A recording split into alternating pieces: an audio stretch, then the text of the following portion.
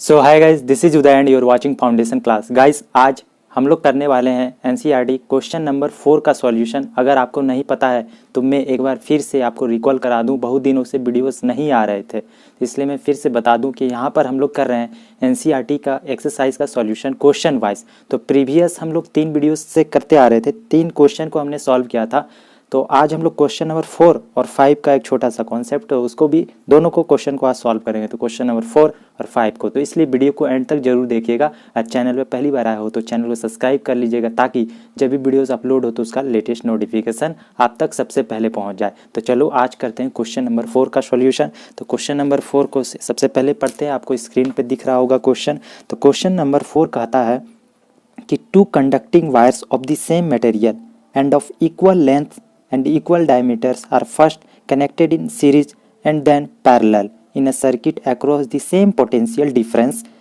तो इसमें पूछ रहा है the ratio of heat produced in series and parallel combination would be. तो इसमें आपका ऑप्शन दे रखा है। ऑप्शन ए 1:2, बी में 2:1 और सी में 1:4 और डी 4:1। तो बेसिकली इसको सॉल्व करने वाले हैं। तो देखो, अगर आप लोगों ने हमारे प्रीवियस 3 वीडियोस को नहीं देखे हो तो जाकर देख लो, सारा का लिंक डिस्क्रिप्शन बॉक्स में दिया हुआ है। आप देखो, क्वेश्चन नंबर जो उधर प्रीवियस सॉल्व किए थे उससे ही थोड़ा सा रिलेटेड फार्मूला का यूज़ होगा, बस फार्मूला का यहाँ पर यूज़ होगा।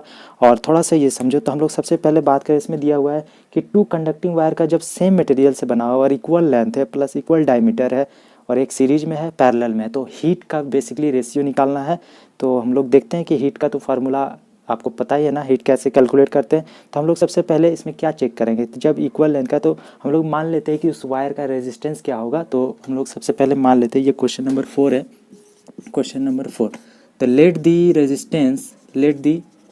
रेजिस्टेंस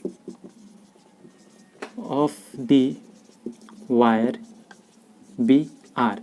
कैपिटल आर हमने रेजिस्टेंस ले लिया, तो सेम मटेरियल, सब चीज़ सेम दिया हुआ, तो दोनों जो मटेरियल है, ये दोनों जो भी वायर हम लोग को यूज कर रहे हैं तो उसका रेजिस्टेंस आर है।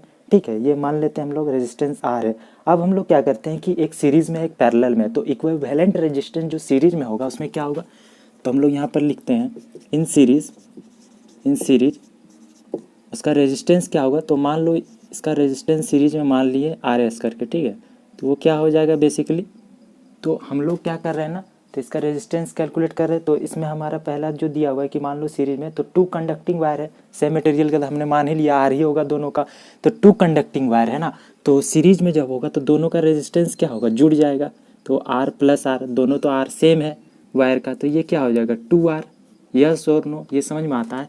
तब हम लोग कह सकते हैं कि हीट प्रोड्यूस जो हमारा होगा, यहाँ से H हम लोग निकाल सकते हैं ना। अब देखो, हीट का अगर फार्मूला भूल गए हो तो एक बार बता दूं कि H होता है, इस फार्मूला से याद रखना, उसके बाद कैलकुलेट करते रहना।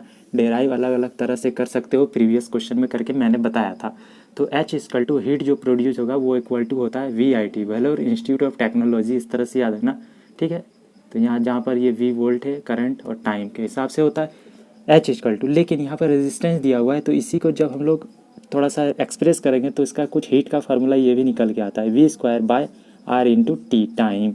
तो यहाँ से हम लोग अगर हीट दिखाएं तो एक बात जानो कि यहाँ से क्या आने वाला है। तो यहाँ पर मैं दिखा रहा हूँ, ये V² R के जगह पे हम लोग क्या रखने वाले हैं, 2R है ना, R के जगह पे रख दो 2R × T। यस और नो। अब इसको रहने दो, इसको मान लो इक्वेशन 1 मान लेते हैं। अब देखो, यही सेम वायर जब पैरेलल में जाएगा तो इन पैरेलल में हमारा क्या होगा, इक्विवेलेंट रेजिस्टेंस की बात करें तो हम लोग, चलो यहाँ पे दिखा रहे हैं, ये P से मतलब सिंबल से हम लोग दिखा रहे हैं कि पैरेलल में था, ये सीरीज में।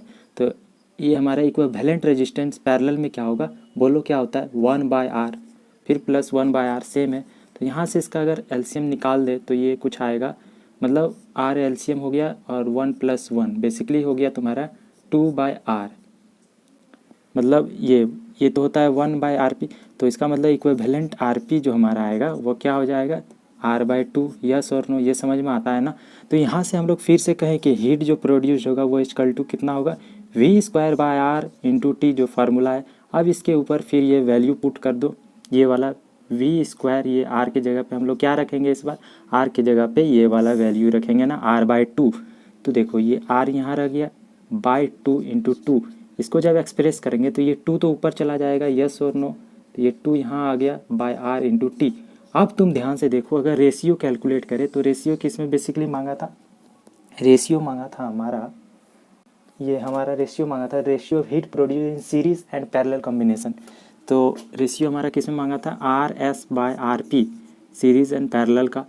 तो आर एस में हमारा जो पैरेलल में हमारा हीट क्या प्रोड्यूस हो रहा था, we square by 2r, divide में है तो फिर हम लोग इसको लाएंगे तो इनटू में ये पलट जाएगा, मतलब r ऊपर चला जाएगा और ये 2v स्क्वायर यहाँ आ जाएगा, और t तो कट जाएगा ना, ये समझ में आ रहा है कि नहीं, t तो एक ऊपर और नीचे डिवाइड में कट जाएगा, यस और नो, समझ में आ रहा है या नहीं, बेसिकली तुम्हें समझ में आ रहा होगा। तो ये v स्क्वायर कट गया, ये भी r कट गया, तो ये बचा 1/4।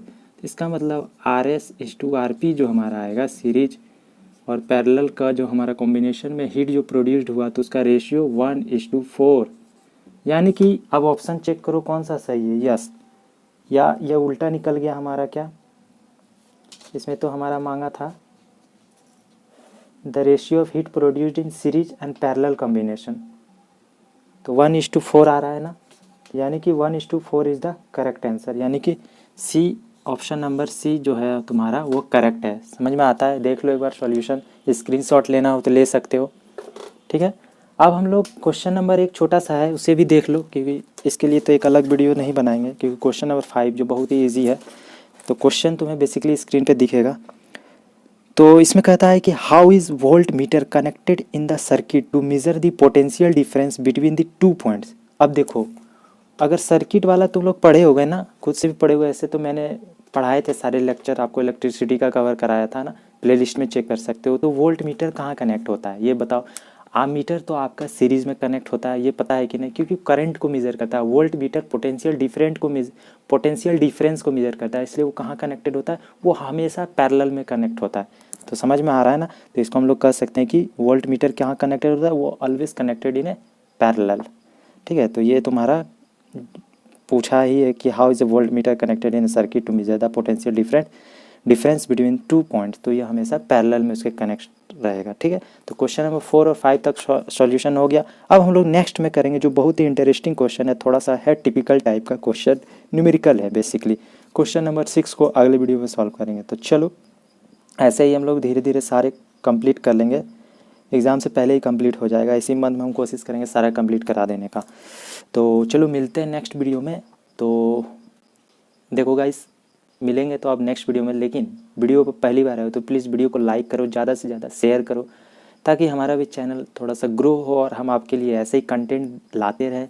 और बेसिकली हमारा जैसे ही सब्सक्राइबर कंप्लीट होता है 1000 का जो हमारा पहला टारगेट है वो कंप्लीट होगा, तो हम लोग लाइव क्लासेस भी ले पाएंगे, ठीक है।